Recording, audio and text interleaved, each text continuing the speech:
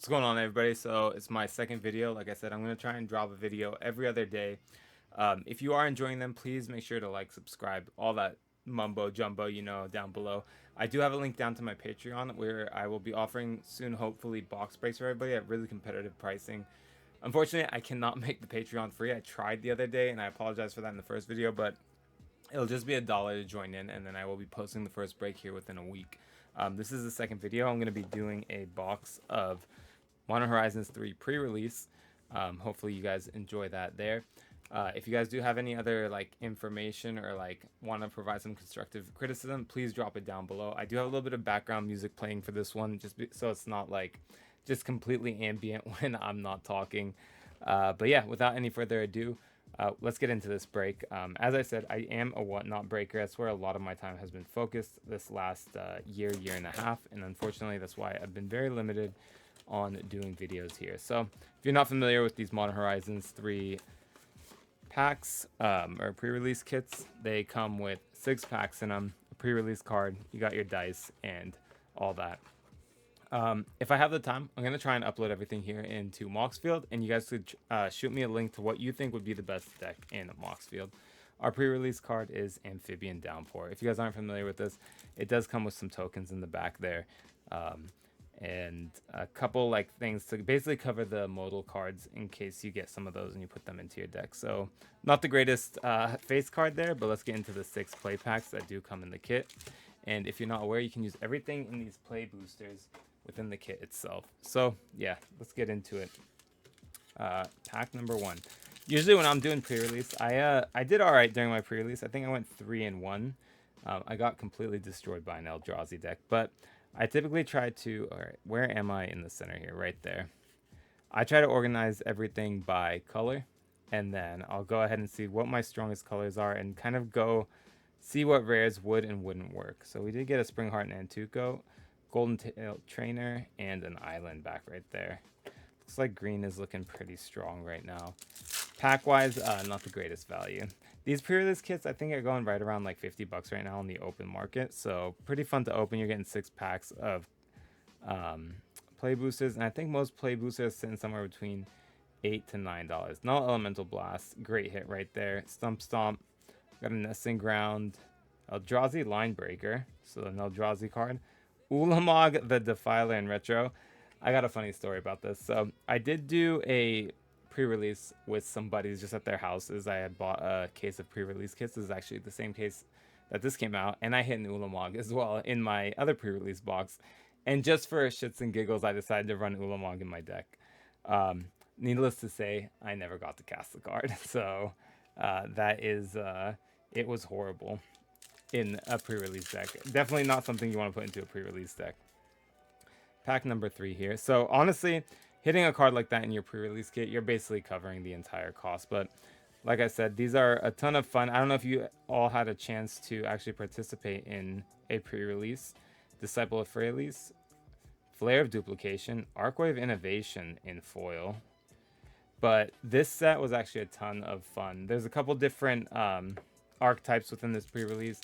I usually went for the +1 counters. I did like a green-white +1 theme. Expanding Ooze is another great card that is a house in the sealed events. So that's one that you would potentially want to build around if you get a couple of them. Mandibular Hellkite is another great card for pre-release. Sarpedian, Warped Tusker, Signature Slam, Etch Slith, Titan's Vanguard, Solitude. This is an absolutely insane pre-release box. Don't take this video as like what a pre-release kit usually looks like.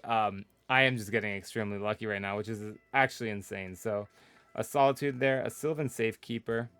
We'll probably run that in, and then a Power Balance, and then a Foul Strike.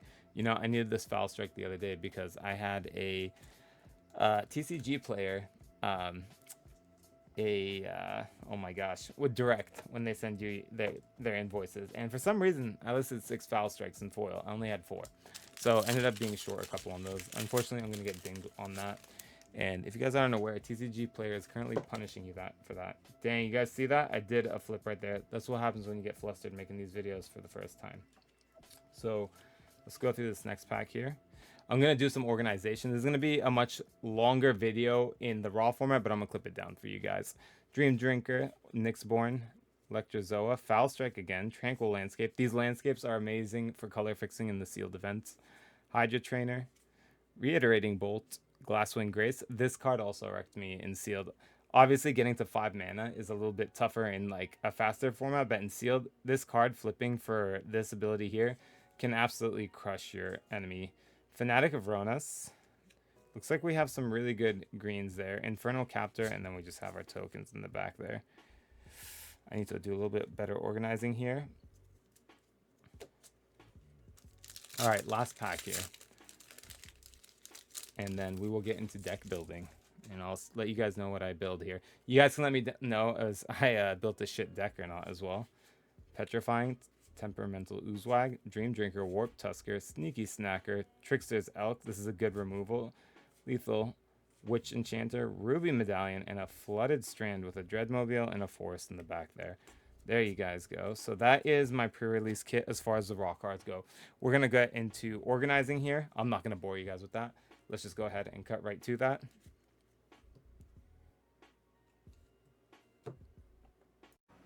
So there it is. I organized these into the colors. So this is my red. Just gonna go through that real quick. If you guys have a better way of organizing during pre-release, let me know what your guys' thoughts are. This is kind of how I organize it. Sometimes for this, I found that maybe organizing into Eldrazi, if you get like a Path of Annihilation or something, might be good. But this is how I tend to do my organization, is just by color there. So looks like I do have a multicolor there, which is Faithful Watchdog. Looks like my green is really strong right now, so definitely got the most in that color there.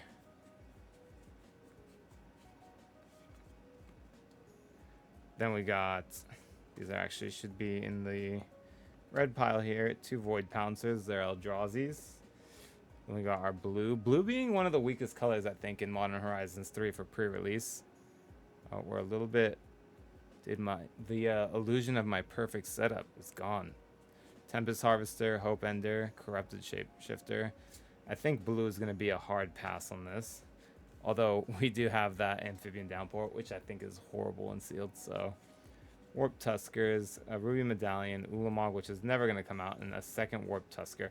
I do think that these are definitely playable, especially if I'm going to be running green right now. So we'll cut through that. I'm going to skip through, and these are the lands here. And I am going to put the deck together. I'm going to see what you guys think of the deck. And you let me know down below what you guys would have put together. So we have quite a few landscapes here for fixing, which is pretty lucky. We'll see if we can use those to our advantage when we build the deck here. All right. And just like that, we're back. So I'm done building the deck. I'm going to go over it real quick. And you guys should let me know down below what you think in the comments. So quick honorable mentions. Colossal Dreadmask didn't quite make the cut. I felt like it was a little bit expensive. 2 green pips, although this deck is going to mainly be green. Warp Tuskers as well. I like them for the cycling, but I'm not a huge fan of the casting cost at 7. I feel like it's a little bit slow, although we're running a couple of dorks in this deck, which should potentially help with that. But like I said, let me know in the comments below. So those did not make my cut. The deck is 18 creatures, some of which double up as removal. And then I'm running 6 actual removal spells, so 1 being overlapping with the creature. And then I'm running 2 equipment auras. So we'll start off with the equipment auras real quick. Doing the line Umbra here, so we're putting that in, and then we have the Mandibular Hellkite. So this kind of helps us get a little bit of flying, some sort of evasion on there. Line Umbra helps us keep things on the board here. As for the creatures, we got the Temperamental Oozewags in there. Modified creatures you control have Trample. This deck is mainly going to be running like a modified archetype, so that's why we have them here. I hit 2 of those in this pre-release, so that's why we're adding them in. We got the Nightshade Dryad. This is going to help us kind of threaten like a blocker against something potentially pretty big that may be annoying. So that's why we're putting it in there. Helps us fix the mana as well, because this is a 3-color deck. I am running black, white, and green. Although black and white are mostly splashed in here. We got Fanatic of Ronas for the mana ramp. Going to be really easy to hopefully activate the ferocious value on that as well. Running 2 Dream Drinker Vampires. These things are absolute houses in sealed, and they help you sustain your life in the early game for only 2 drop. Although I don't know if the land base will work with this exactly. So again, this is very experimental. Faithful Watchdog, automatically a modified creature, super low drop. For a 3/3, this thing is crazy with vigilance. These, if you get them, just put them in. You got Golden Tail Trainer, again, another thing that just kind of helps us out with the plus X's. Then we have Inspired Inventor, allows us to modify our creatures. Springheart and Tuco. This acts as an enchantment on a creature, and then it can fall off, and then it helps us as well. And it has landfall. That landfall, I'm going to kind of come back to it as we go through the land base on this deck.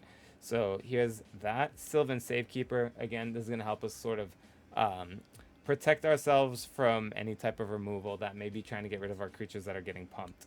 Hydra Trainer. This is, again, a really good card that goes into this theme. Nyxborn Hydra. This has landfall. And the reason that this is going to be important is because I will show you why we put in all the landscapes, and those are going to help trigger the landfalls twice. And we got one fetch land, which is going to help us trigger landfall. So one thing is I don't like to always put fetch lands into sealed decks for Modern Horizons 3, just because your life total being 20, that one health can make or break you in a sealed event. So we got the Nyxborn Hydra and the Nyxborn Unicorn. One of them gets to do a mentor, while the other one gets to...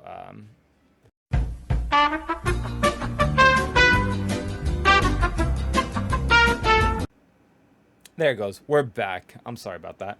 All right, so yeah, I got the Nyxborn Hydra and I got the Nyxborn Unicorns in there. Those are great enchantment creatures. We got Guardian of the Forgotten. This one was a potential cut. Could probably be swapped out maybe with like Warped Tusker. But it says when a modified creature you control dies, manifest the top card of your library. So you're getting value out of him, although he is a 4-drop. Then we have our Expanding Ooze, because we're splashing in that black there. Whenever Expanding Ooze attacks, put a +1/+1 counter on target modified creature you control. So we can either pump the Ooze, or we can pump another creature attacking. Solitude.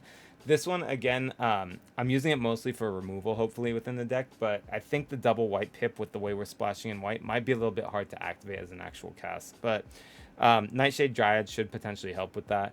Trix's Elk, which is another form of removal for us, and then it comes in as a creature as well. So both Solitude and Trix's Elk, they overlap as creatures and removal. Foul Strike, great way to either remove or modify your creatures if they have something that has evasion. I'm running 2 copies of Foul Strike.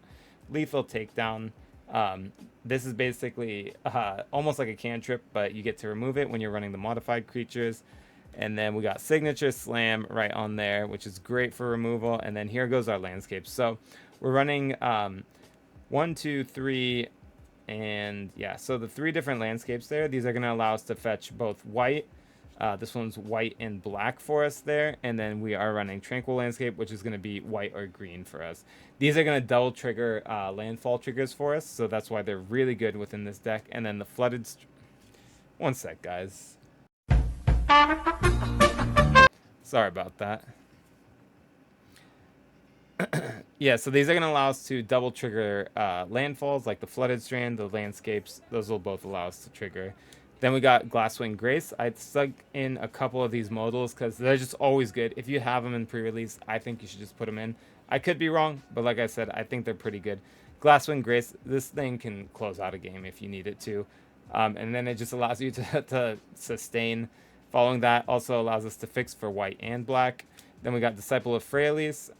When it enters the battlefield, you may sacrifice another creature. If you do, you gain X life and draw X cards, where X is that creature's power. So just insane card draw. Otherwise, we'll just use it for the modal side, and then the 2 Witch Enchanters to close it out. Deck would be a total of those lands there cover 5 plains, 2 forests, 2 swamps, and then I would probably stick in another 5 forests, 1 plain, and 2 additional swamps. So yeah, let me know what you guys think. I'm gonna put the deck in Moxfield down below. Tell me what you guys would do. I'm gonna stick all the cards into another Moxfield link, and tell me what you think would be a better deck, or if that deck would run pretty well within a pre-release. Thanks for watching, guys. As always, if you like the video, please leave a like down below. Do check us out on Whatnot. There is a link for a free $15 credit. Check us out on Patreon. I'm gonna be trying to do more box breaks here on YouTube, and I appreciate everybody's support, and I'll catch you guys all in the next video.